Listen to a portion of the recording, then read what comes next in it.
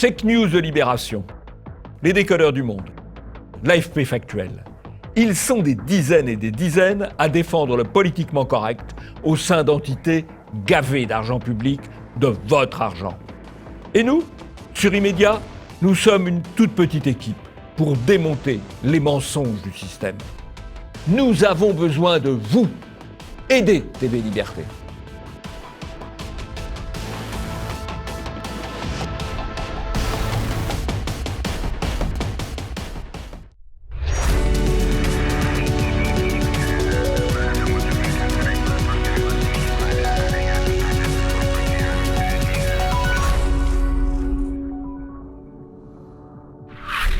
Bonjour à tous et bienvenue dans ce nouvel Immédiat. Bonjour Jean-Yves. Bonjour Nicolas. Foot féminin, l'hystérie médiatique. Avec la Coupe du Monde de football féminin, les médias ont décidé de se transformer en organe de propagande féministe. Gay Pride à Saint-Denis, LGBT et médias BA. Avec cette première Gay Pride à Saint-Denis, les médias ont tout fait pour convaincre que le 9-3 n'était pas un endroit plus dangereux qu'un autre pour les LGBT. Cagnotte Litchi, des convocations coup de poing. Dans le cadre d'une plainte contre Litchi, plus d'une centaine de donateurs à la cagnotte pour le boxeur d'Étinger ont été convoqués par la police. Une décision très critiquée. Et vous retrouverez le zapping et les tweets.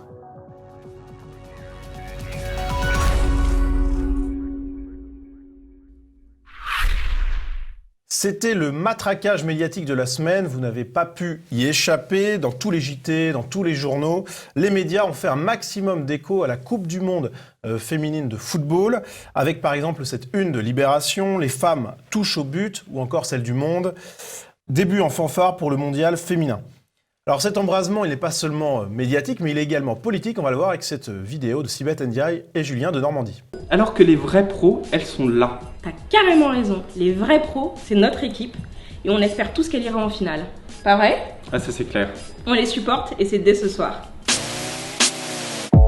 Mais dites-moi Nicolas, c'est qui ces guignols? Ce sont des membres du gouvernement, Jean. Ah, ce sont des ministres. Ce sont des ministres. Alors ils sont grimés en supporters.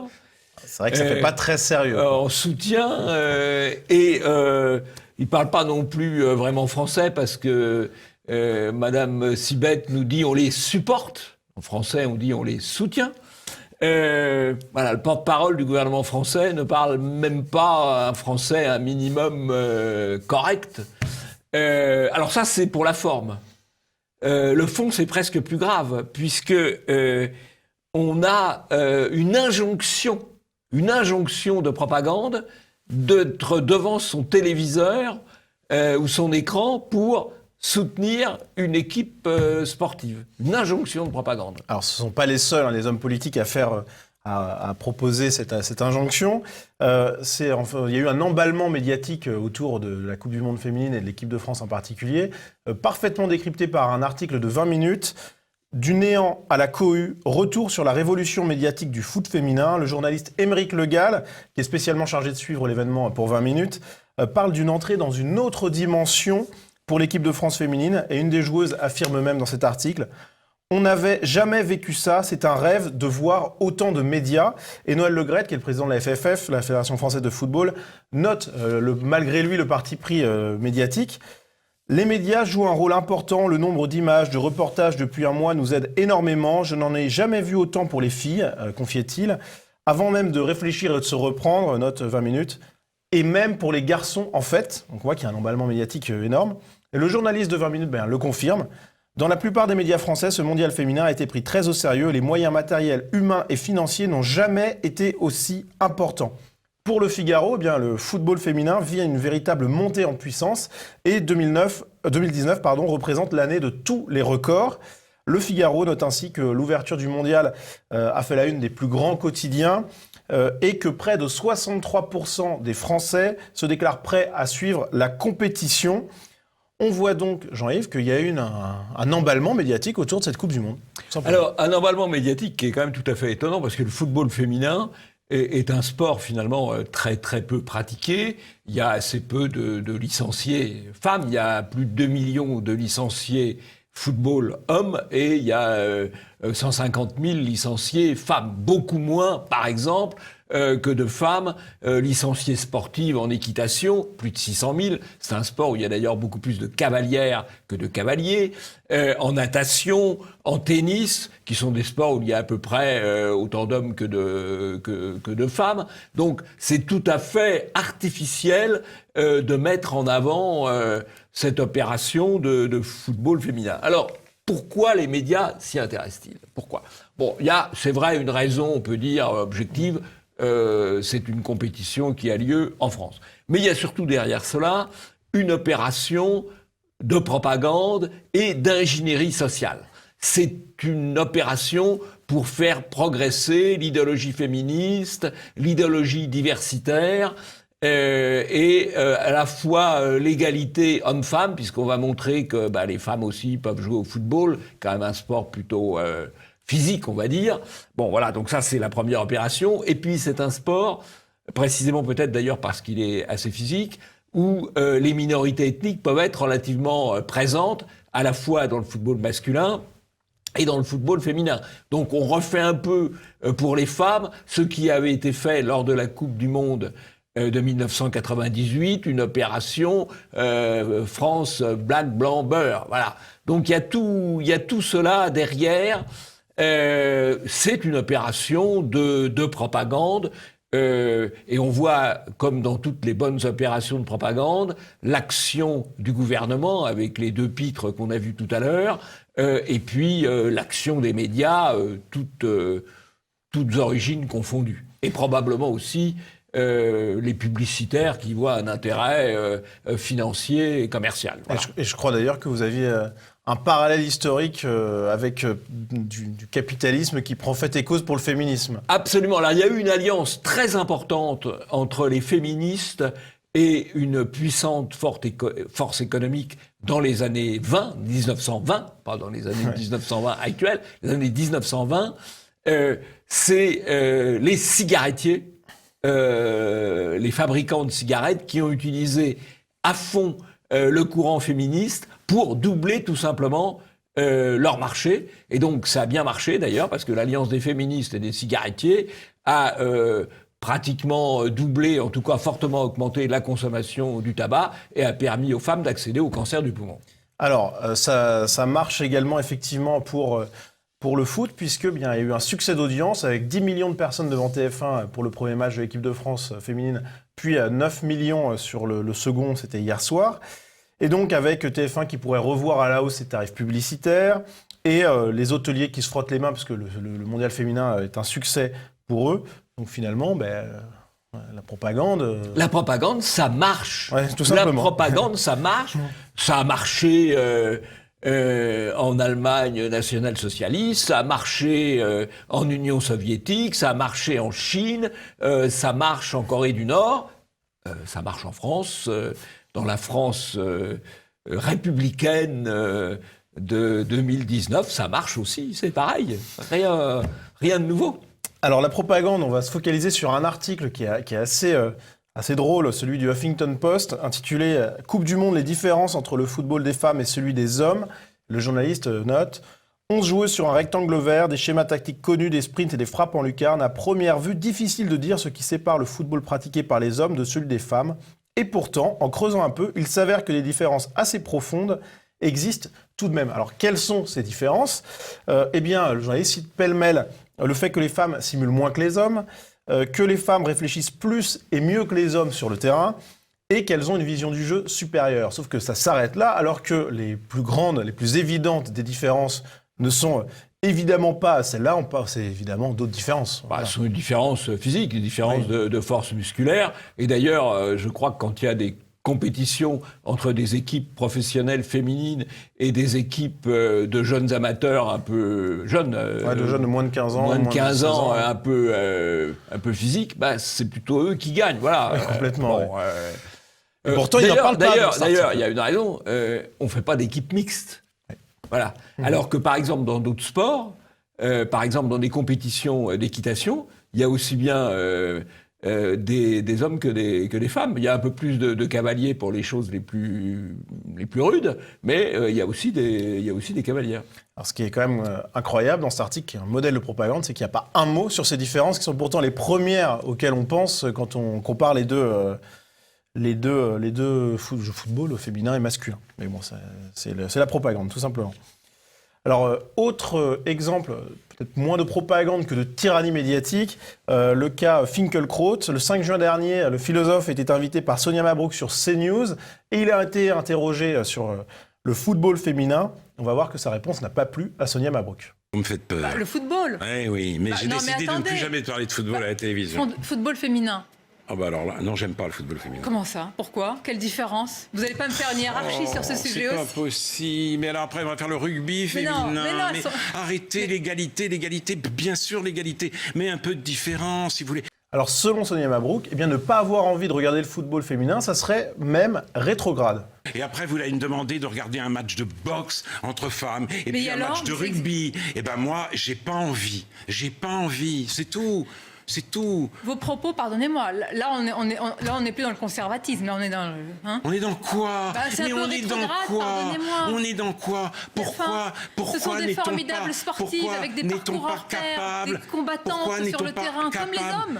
Pourquoi n'est-on pas capable d'aimer l'égalité et la différence? Oui, ça c'est intéressant parce qu'on a l'impression qu'il y a une obligation. Il y a une obligation d'aimer, il y a une obligation de regarder. C'est une contrainte au moins psychologique et morale. Alors, évidemment, en plus, après ce qu'on pourrait qualifier, ce que les médias pourraient qualifier de dérapage, on va voir la réponse à la Finkielkraut à ce terme tout à l'heure, mais il a été accusé de sexisme par les médias, et il a été s'expliquer sur le plateau de C'est à vous, où il a commencé par, justement, bien préciser ce qu'on entendait aujourd'hui par le terme dérapage. J'ai été interrogé à brûle-pourpoint sur la Coupe du Monde féminine. J'ai fait la réponse que j'ai faite. Visiblement, c'est ce qu'on appelle dans la novlangue d'aujourd'hui un dérapage, puisqu'il existe un code de la route intellectuel et une police qui sanctionne tous les écarts. Donc, outre ce retour sur le terme dérapage, eh bien, Alain Finkielkraut s'est expliqué. Je mets en garde contre le risque de sacrifier la différence la différence des sexes en l'occurrence, sur l'autel de l'égalité. Jean-Yves, des explications d'Alain Finkielkraut qui n'ont pas semblé convaincre Bernard Guetta ou Anne-Elisabeth Lemoine.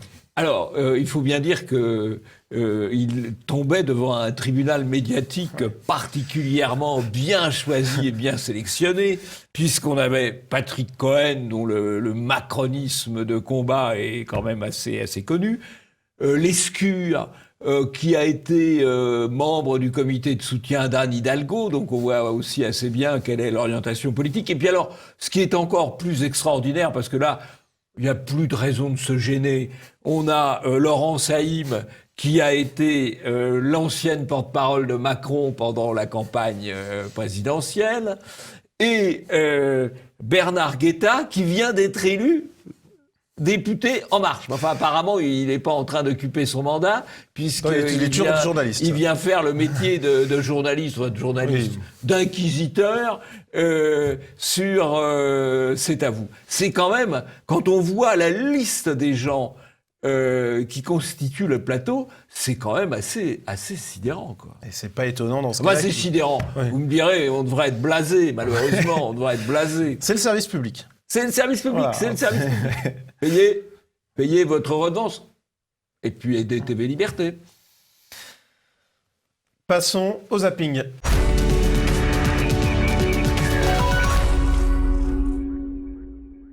Et pour eux, c'est un gros soulagement, c'est la fin d'un cauchemar. Et donc, la famille ici tient à remercier l'État français d'avoir procédé à ce rapatriement, mais pense aussi à tous ces autres enfants qui sont encore là-bas et qui ne sont que des enfants et qui doivent pouvoir grandir normalement, qui ne sont pas comptables des erreurs de leurs parents.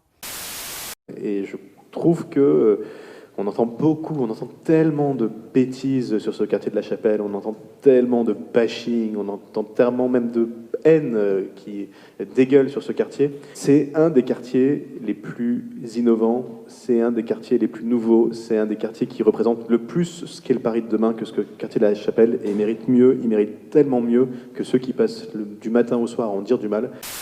Caroline Mécari, merci. Vous êtes amatrice de football ? Mais je suis absolument une fan et une supporter de l'équipe de France. Qui joue gardien de but dans l'équipe de France de foot ? Je ne sais pas. Mais par contre, je peux vous dire qu'Amandine Henry est la capitaine et qu'on a d'excellentes joueuses. Voilà. Par exemple ? Que je soutiens. Non mais attendez, je suis pas en train de passer un quiz là. Vous adorez le foot féminin. Vous connaissez des joueuses tout simplement. Écoutez, par exemple, Wendy Renard, Valérie. Voilà, bon, peu importe. C'est une équipe, c'est collectif. Bien sûr. Vous connaissez tous les noms des joueurs de l'équipe de France ? Non, je crois pas. Bon. Tous les noms des joueurs de l'équipe de France ? Oui, de tous les noms. Alors non seulement je les connais, mais je les connais tous depuis 1950. D'accord. Je peux plus m'empêcher de penser à un truc un peu con. Hein. Vous me permettez 5 minutes, un peu. Mais la nana. Tu l'as vu la nana ? Ouais, je l'ai vu. Tu fais venir une nana du Brésil. Attends, effectivement, c'est très con. Je m'attendais à ce que ce soit la avion de chasse intersidéral. T'es vachement déçu. C'est de la 2e division, ça. Non, mais les gars, franchement, le mec, il peut avoir tout ce qu'il veut. Il a pris une Ligue 2. On pourrait saisir le ministère de la Vertu s'il existait pour certains des propos que Marlène Schiappa a écrits. La fellation est la spécialité des rondes. Donc voilà, ça c'est des propos qu'elle a écrits dans ses romans pornographiques. Par exemple, dans certaines banlieues, des actes violents à l'égard des femmes. Peut-être qu'on pourrait s'y intéresser plutôt que de jouer au ministère de la Surveillance comme le fait Marlène Schiappa. Par exemple, Zemmour, Buisson, Villiers. Plutôt que de chercher à voir ce qu'ils disent, on cherche à voir de quelle manière leur pensée serait le masque de pensées inavouables. Monsieur Bock-Côté avance masqué et depuis... lui aussi. J'avance masqué. Il oppose le politiquement abject, surtout, au politiquement correct. Pour dire nos saloperies, sans arrêt, vous nous éliminez. Mais pourquoi pour vous, lorsqu'on est en désaccord, c'est nécessairement des saloperies ? Non, mais pourquoi des saloperies ? Pourquoi des idées avec lesquelles vous êtes en désaccord ? Quand Forisson me dit que... Forisson apparaît. Face à une pensée qui vient exprimer, la réponse est Forisson, comme si l'idée pour le téléspectateur qui ne connaît pas encore la pensée de Mathieu Bock-Côté, qui n'a pas encore lu son livre, tu voulais induire l'idée que il y a quelque chose d'un peu de commun entre Exactement, et j'ai du mal. Monsieur, vous êtes un imbécile, pardonnez-moi. Vous forissonisez, vous êtes un imbécile, point final. Je réponds pas, monsieur. Franchement, franchement. Qu'est-ce que je m'en fous de cette histoire-là, je vous dis la vérité. Enfin, moi, je ne vais pas défendre la Marseillaise, je n'aime pas ce chant-là. On a les néo-fachos qui sont très organisés, très forts, incrustés dans le paysage politique et même banalisés. Quand je vous entends dire qu'on a des néo-fachos en France, c'est ça qui pose le problème. Les gens n'en peuvent plus qu'une certaine gauche fasse comme ça le donneur d'ordre moral en disant « Regardez, vous votez pour des fachos, voilà ce qui vous amène ». Moi, je pense que vous payez ça, c'est-à-dire une certaine, comme ça. Moi, je trouve que vous avez un culot d'acier à faire la morale comme ça, à reproposer la 6ème République alors que vous faites 6%. Il a gagné la bataille idéologique, Donald Trump. Ces idées de protectionnisme économique, de patriotisme économique, qui étaient vues comme des idées marginales dans le néolibéralisme américain, eh bien aujourd'hui, ce sont des idées qui sont en passe de devenir mainstream dans l'élection à venir. Chartres sonne, Chartres t'appelle. Samedi, 14 000 pèlerins sont partis de l'église Saint-Sulpice à Paris pour rejoindre la cathédrale Notre-Dame de Chartres. Une distance de 110 km pour une moyenne d'âge de 20 ans. Des pèlerins de différents pays ont occupé leur Pentecôte avec ce pèlerinage. Plus de 300 clercs y célèbrent la messe sous sa forme traditionnelle pour ce qui constitue le plus grand pèlerinage à pied d'Europe occidentale. D'abord, merci pour les images de fin, les belles images du pèlerinage de Chartres, qu'on n'a pas vu beaucoup sur les médias dominants, mais qu'on a vu quand même sur Boulevard Voltaire, sur TV Liberté, sur les vrais médias d'information. Beau pèlerinage, c'était de belles images. Ça, c'est le côté positif. Un peu moins positif, encore que c'est très intéressant. La déclaration de cet élu du Conseil de Paris sur le quartier de la Chapelle, qui décrit, je cite, « un des quartiers qui représentent le Paris de demain ». c'est-à-dire c'est le Paris du tiers-monde, avec des clandestins, avec de la saleté, avec du crack, avec de la drogue, avec du trafic. Très beau reportage d'ailleurs de TV Liberté sur le sujet. Il nous dit c'est le Paris de demain. Je crois qu'il a malheureusement en partie raison, s'il n'y a pas de grand changement. C'est ce qu'on appelle le grand remplacement précisément. Là, au moins, il le reconnaît. Involontairement, mais il le reconnaît. Involontairement. Alors, on a ensuite les opérations de sectarisme habituelles. Alors, on a ces malheureux journalistes sportifs, Roten et Riolo, qu'on fait une plaisanterie, allez, on va dire à 2 balles, sur la femme qui a fait venir Neymar depuis le Brésil. Et donc, scandale, les ligues de vertu se mobilisent, le ministère de la Vertu se mobilise et ils sont suspendus pendant... jusqu'à dimanche. Bon, voilà. Donc, vraiment, on n'a plus le droit de blaguer, même si la blague est de mauvais goût. C'est ça qui est grave quand même, on a une interdiction de l'humour. Et puis, on a aussi une volonté d'interdire de dire des choses qui ne sont pas parfaitement conformes. On voit très bien que Goupil, qui est un parfait sectaire, veut interdire de paroles boycottées. Et qu'est-ce qu'il utilise comme méthode ? Le point Godwin. Dès que vous dites quelque chose qui ne convient pas tout à fait, ça ramène à la Seconde Guerre mondiale et à tout ce qui tourne autour. Le nazisme a disparu en 1945, mais l'antinazisme est devenu l'idéologie dominante qui s'impose à tout. On ne peut plus rien dire sans être sous le feu de cette espèce de nouvelle idéologie totalitaire qui vise à interdire de parler. Voilà. Tout ça fait partie du lavage de cerveau médiatique, comme on l'a vu d'ailleurs dans cette histoire de football féminin, cette fois sur le féminisme et non pas sur l'antiracisme, avec l'avocate Mécari, qui avoue d'ailleurs qu'elle est dans une pure opération de propagande, puisqu'elle explique qu'elle adore le football féminin, alors que manifestement, elle ne connaît pas les noms des joueuses et elle les a à peine sur ses fiches, elle n'y connaît rien, mais elle est dans son œuvre de propagande. C'est une militante homosexualiste, en l'occurrence, féministe homosexualiste. Elle est dans son œuvre de propagande, mais elle ne connaît absolument rien. Elle est là pour laver le cerveau. Ouais, ou alors elle s'est fait laver le cerveau, puisqu'elle est...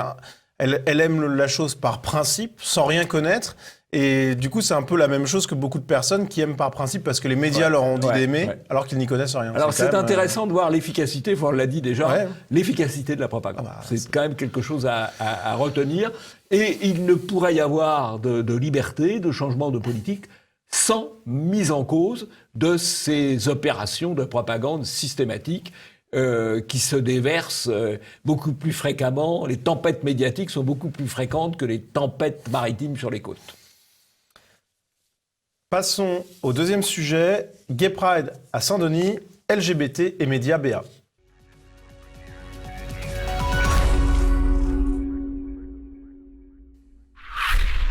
Une Gay Pride a donc eu lieu à Saint-Denis. La manifestation était protégée par des policiers, et puis le trajet s'est cantonné à des rues commerçantes. Il n'y a donc pas eu d'incident majeur.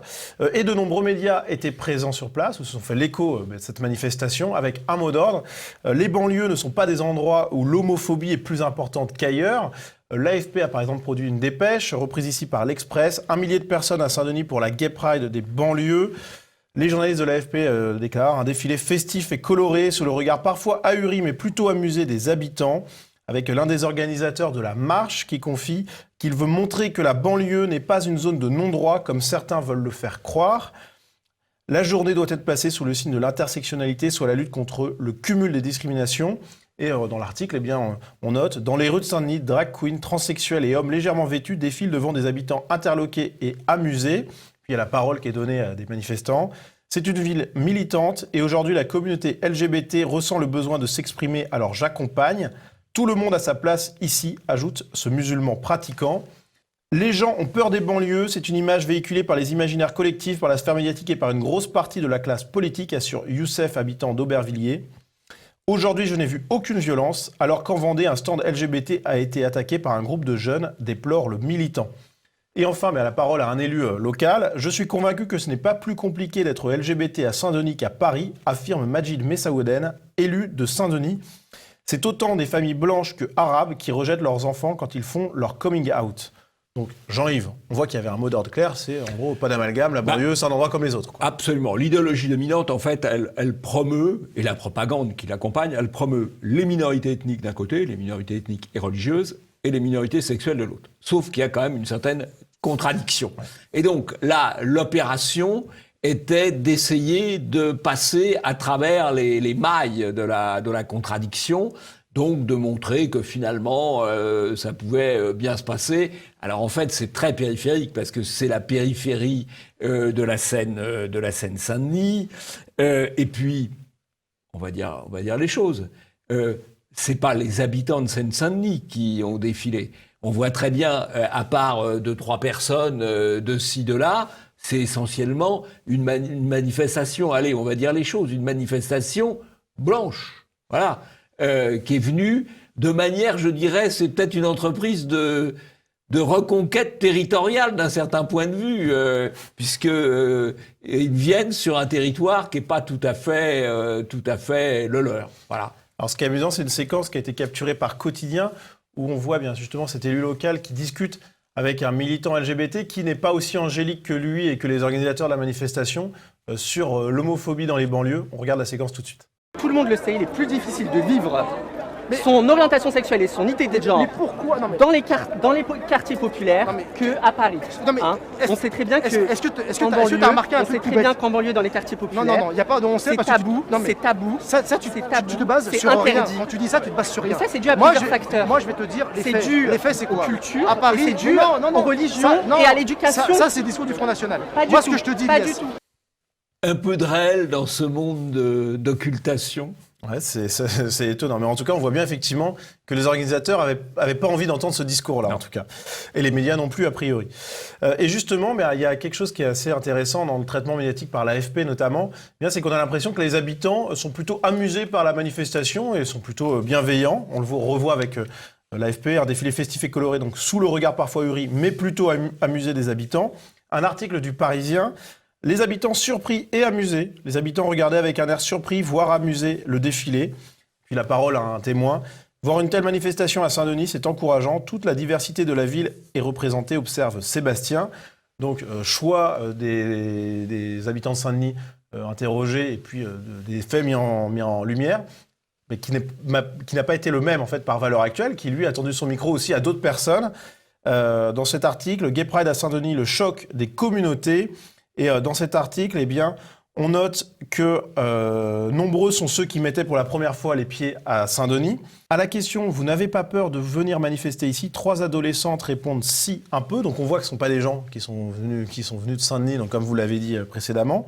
Et puis surtout, l'article de Valeurs Actuelles, il note que quelques altercations verbales ont eu lieu, notamment par exemple une personne d'origine maghrébine qui s'est un peu énervée, qui a déclaré « Je ne suis pas pour la peine de mort, mais c'est contre nature d'être homosexuel ». Pareil, une femme voilée qui s'est affolée à la vue de certains déguisements aux allures sataniques. C'est une honte. Après, il y a l'enfer, a-t-elle déclaré.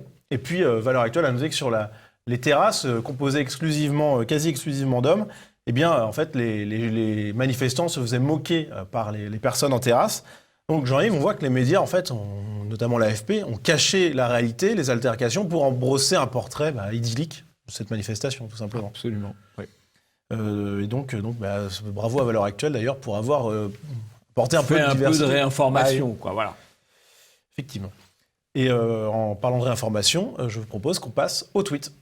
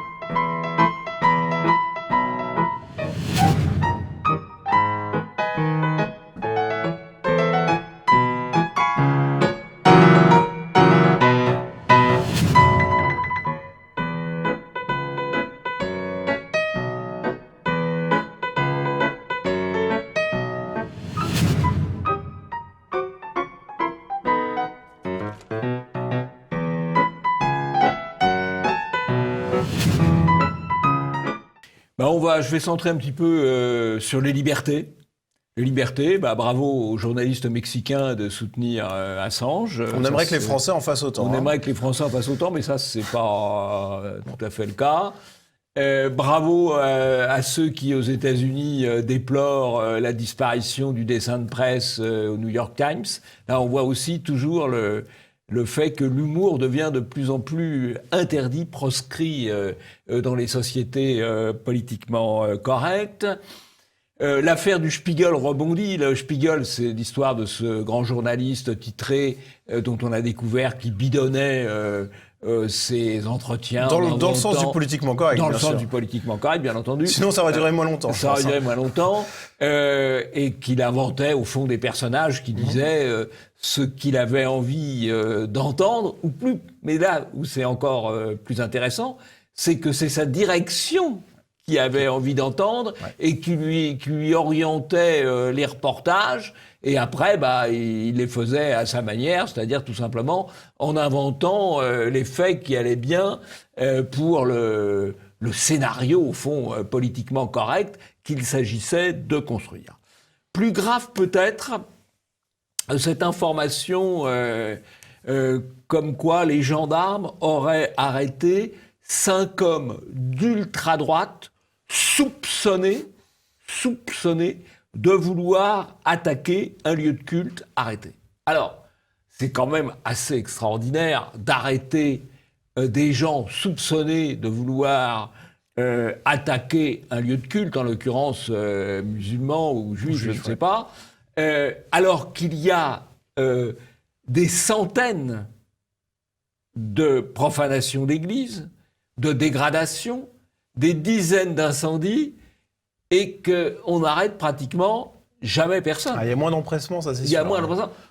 L'enquête sur Notre-Dame, incendie probablement, mais pas absolument certainement accidentel, on n'a pas de nouveauté. Or, soit il est criminel, soit il est accidentel. S'il est accidentel, ça renvoie quand même à des responsabilités et à des fautes humaines. On en est où? Pas de nouvelles. Plus grave, Saint-Sulpice, dont on sait que c'est un incendie non accidentel, c'est-à-dire c'est le terme médiatique. Criminel, pas de nouvelles non plus. Donc, on déploie des moyens de police ou de gendarmerie considérables pour des gens qui sont soupçonnés de vouloir commettre, probablement des propos d'après-boire d'ailleurs, des attentats, mais... Enfin, des attentats. Non, même pas des attentats, des... On pourrait appeler ça des attentats si c'est motivé par une politiquement... Il faut voir le degré, parce que si ça consiste à mettre une tranche de jambon sur la porte, c'est pas tout à fait un attentat non plus.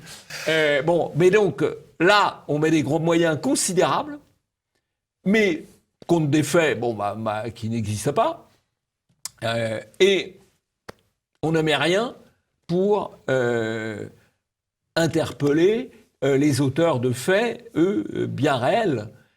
Encore une fois, qu'il s'agisse de profanation, de dégradation, d'incendie volontaire, ou, parce que c'est aussi une faute, d'incendie par négligence. Voilà. Là, c'est pas 2 poids, 2 mesures. Alors, évidemment, bien sûr, il faut quand même préciser que tout ça est fait dans le cadre d'autorités de police et d'autorités de justice qui sont sous le contrôle direct du pouvoir politique. Précision est utile. Passons au 3e sujet. Cagnotte Litchi, des convocations coup de poing.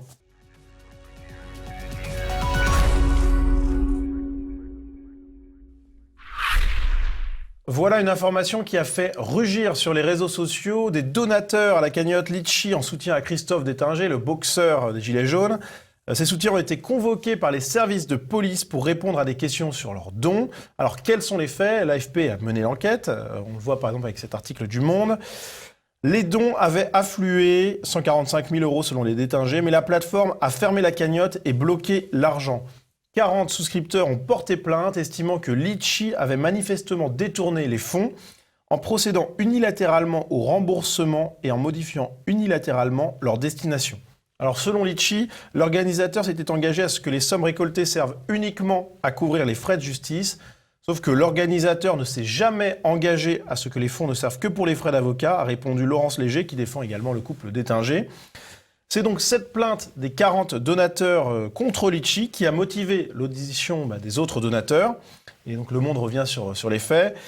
Dans au moins un courriel dont a eu connaissance l'AFP, un officier a invité plus d'une centaine de donateurs pour venir témoigner. Ceux qui ne pouvaient pas venir se sont vus adresser 2 questions auxquelles ils devaient répondre par écrit. Alors les 2 questions, les voici.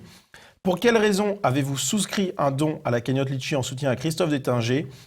Et à quelle date avez-vous souscrit et quel était le motif de la cagnotte sur le site? Notant que ce message a par ailleurs été envoyé à toutes les adresses par paquet sans cacher les destinataires, donc tout le monde avait les adresses de tout le monde. Et les réactions ont été évidemment outragées sur les réseaux sociaux. Du côté des médias, il y a eu un certain calme, sauf pour Marianne, qui n'a pas hésité à s'engager en donnant la parole à un journaliste qui avait rédigé un livre sur l'affaire d'Étinger. Ce journaliste qui déclare « La première question pose énormément de problèmes car elle relève de l'opinion. Je suis en contact avec les avocats de Christophe d'Étinger, mais aussi avec des policiers très choqués par cette procédure. Il apparaît clairement que nous avons affaire à une police politique. » Et Sud Radio a également donné la parole à un avocat, l'avocat de Christophe d'Étinger. Les gens qui avaient donné pour Tariq Ramadan accusé de viol n'ont jamais été convoqués. C'est une justice à 2 vitesses. Jean-Yves, que penser de cette affaire? Écoutez, les gens ont donné à une cagnotte. La cagnotte, tout ça, tout est tracé. Puisque tout se passe de manière numérique, tout est tracé. Donc on sait très bien, la police sait très bien qu'est-ce qu'il y avait comme objet pour la cagnotte. Donc il n'y a pas besoin de redemander aux gens. En plus, on demande aux gens 3 mois ou 6 mois après. Donc la mémoire, c'est quand même assez volatile. Et un officier de police qui sait bien interroger les gens, et qui ne sont pas forcément expérimentés, il lui fait dire ce qu'il veut. Donc pourquoi ils font ça? Eh bien, parce qu'il y a eu effectivement une plainte de 40 personnes contre Litchi, qu'ils accusent d'avoir détourné, arrêté, bloqué l'argent de la cagnotte sans raison. Bon, il se trouve que Litchi a bloqué la cagnotte sur demande du gouvernement. Enfin, on peut le supposer, c'est pas avéré. Le gouvernement l'avait demandé. Oui. Alors, est-ce que c'est... Parce qu'ils ont trouvé le gouvernement l'avait demandé, et même Madame Schiappa, je crois, avait demandé la liste, liste des donateurs. Elle va l'avoir. Donc, elle va l'avoir, effectivement. Voilà. Donc, et évidemment, il y a une collaboration étroite entre Litchi et le gouvernement et les services de police. D'abord parce que la police, là, elle vient pour défendre un peu Litchi face aux gens qui l'attaquent. Et puis, la patronne de Litchi, Céline Lazorte, c'est une militante En Marche. Non, elle soutient Macron, elle soutient En Marche. Oui. Voilà, bon, à sa manière, elle va pas coller des affiches, elle est trop chic pour ça. Mais c'est quand même un soutien d'En Marche. Donc tout ce petit monde se tient et se soutient. Alors, c'est vrai que c'est assez inquiétant, puisqu'on demande aux gens, mais pour quelle raison vous avez donné pour une cagnotte? C'est leur opinion, c'est leur choix. On est vraiment dans le... oui, je crois que le terme est juste, on est dans la police politique. Oui, en sachant que les médias se sont vraiment pas affolés, à part Marianne, Sud Radio, et puis les médias de réinformation, les médias alternatifs, mais sinon, c'est calme plat, alors que si ça avait été une opération une telle opération dans un pays un peu plus... un peu moins bien vu par les établissements, ça aurait été un peu différent, je pense. Heureusement que c'est pas en Pologne, heureusement que c'est pas en Hongrie, heureusement que c'est pas en Russie. Eh oui. Eh bien, c'est la fin de cette émission. Merci à vous de l'avoir suivi. N'oubliez pas de vous abonner à la chaîne YouTube de Jean-Yves Le Gallou pour suivre, en plus sur le site TV Liberté, cette vidéo et les suivantes, les prochains numéros d'Immédiat. Et puis Jean-Yves, à la semaine prochaine. À la semaine prochaine.